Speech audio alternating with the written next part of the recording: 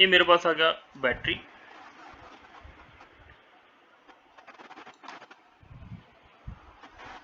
ठीक है। ये मेरे पास आ गया एक कंडक्टर, ठीक है। जितनी कंडक्टर की लेंथ बढ़ जाएगी उतना उसके अंदर चार्ज अवेलेबल हो जाएगा।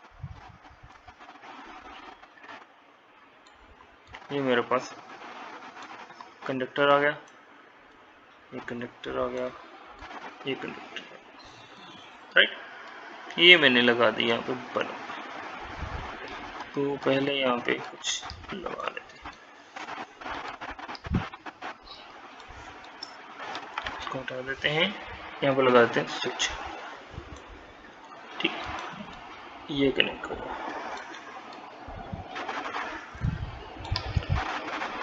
Connection connection connection,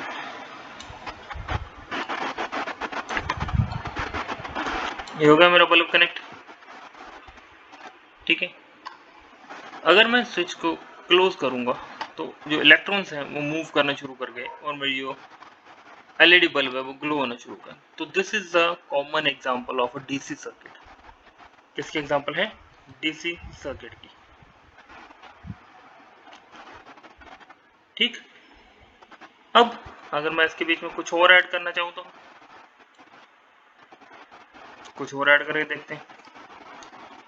switch open किया, इसको रिमूव किया, इसके बीच में फ्यूज लगा देते हैं, तो ये काम करेगा।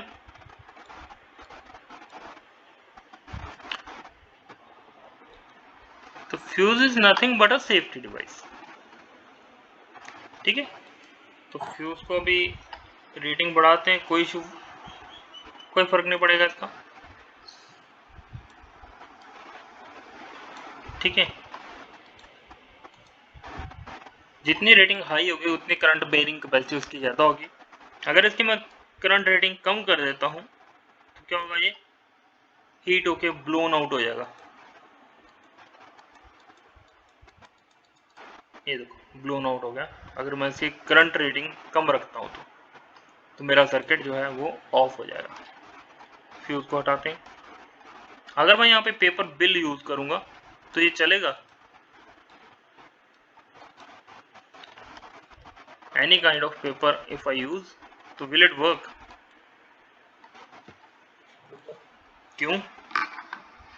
चलो आपका यहाँ पे वोल्ट मीटर भी ले आते हैं और आपका एम मीटर भी ले आते हैं। ये आ गया आपका एम मीटर। एम मीटर हमेशा सीरीज में, इसके दो टर्मिनल होंगे, एक टर्मिनल यहाँ पे लगा दो, दूसरा टर्मिनल वायर के दूसरे एंड पे लगा दो, ठीक है। अलग अलग वायर्स पे नहीं लगेगा, एक ही वायर में लगेगा। वोल्ट मीटर हमेशा दो अलग वायर्स पे लगता है, एक इस वायर पे लग गया, दूसरा इस वायर पे लग गया, ठीक है। यहाँ पे लगा दो,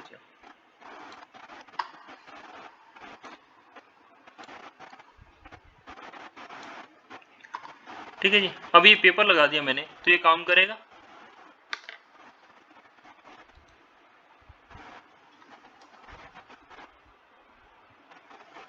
जल्दी बताओ, will it work or not? नहीं। Paper works as a insulator, ठीक है। ये काम नहीं करेगा, पेपर में से कभी भी करंट पास नहीं होता। तो that's why you must have seen, अगर आप कोई अडाप्टर वगैरह ओपन किया हो तो उसके अंदर कोई ना कोई इंसुलेशन दी होगी जो पेपर की होगी। कभी वायर को पेपर किया होता है, कभी ये छोटा सा अंदर सर्किट बना होता है उसको पेपर डाला होता है, ठीक है। तो पेपर क्या करता है, करंट को एक जगह से दूसरी जगह पे टच होने से प्रोवाइड करता है, या सॉरी इंसुलेट करता है, प्रोवाइड नहीं करता, इंसुलेट करता है, ठीक है। तो ये करंट फ्लो नहीं होगा, ठीक है। तो ये आपने याद रखना है, मैंने इसलिए विजुअल दिखा दिया कि आपको याद रहे। नाउ नेक्स्ट, अगर मैं रेजिस्टेंस ऐड करूं, here comes the resistance. Resistance काम करेगा? रेजिस्टेंस से काम करेगा? बिल्कुल करेगा, क्यों नहीं करेगा।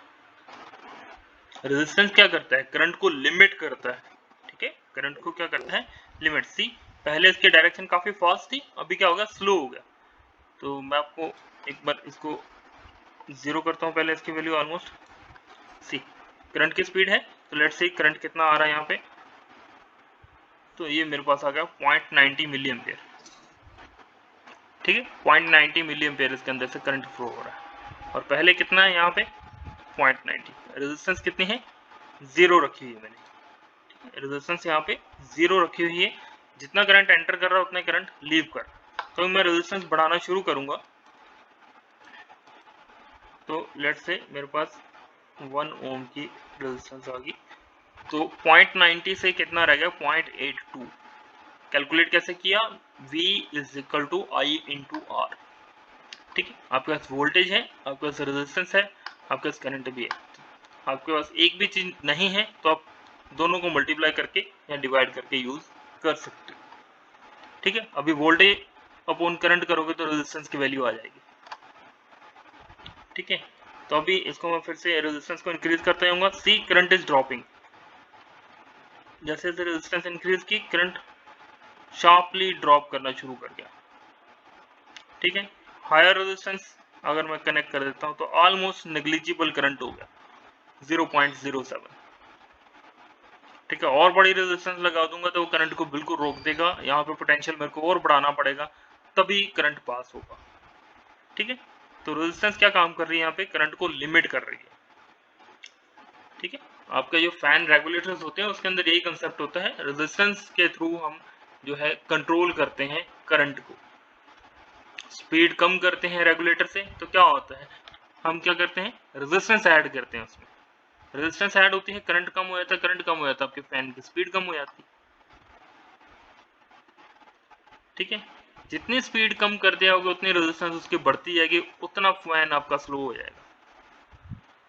जितनी रेजिस्टेंस कम करोगे, जितनी स्पीड हाई रखोगे, उतने आपका जो है करंट कम होगा उसके अंदर, सॉरी ज्यादा होगा। स्पीड ज्यादा करंट ज्यादा, स्पीड कम करंट कम, रेजिस्टेंस उसके ऑपोजिट। तो रेजिस्टेंस का क्या काम किया, करंट को रोकने का। एक और एग्जांपल करते हैं, लास्ट एग्जांपल होगी इसकी। यस, अगर मैं पेपर क्लिप यूज करूं, ये क्लिप देखा हुआ सभी ने,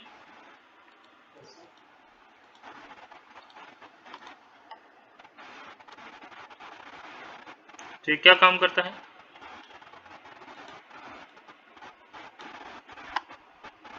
पेपर को क्लिप करने के लिए होता है। तो इसको अगर मैं कनेक्ट करूंगा तो करंट फ्लो होगा,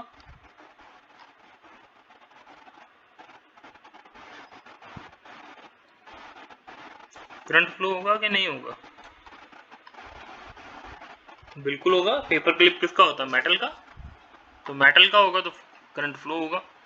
मेटल क्या है, good conductor of electricity, current normally flow होगा। दूसरा लास्ट, अगर मैं कॉइन ऐड करूं, ये फॉरेन का कॉइन है, इंडियन का कॉइन के अंदर मेरे को मैंने ट्राई नहीं किया होगा, कभी पॉसिबल है उसके अंदर से भी करंट निकलता ही होगा क्योंकि मेटल इज देयर। ठीक है, तो जैसे ही मेटल होगा कोई भी, उसके अंदर से करंट हमेशा से पास होगा ही होगा। ठीक है, तो लेट्स सी करंट कितना है इसके अंदर 0.90, जो एंटर हो रहा है वही लीव कर।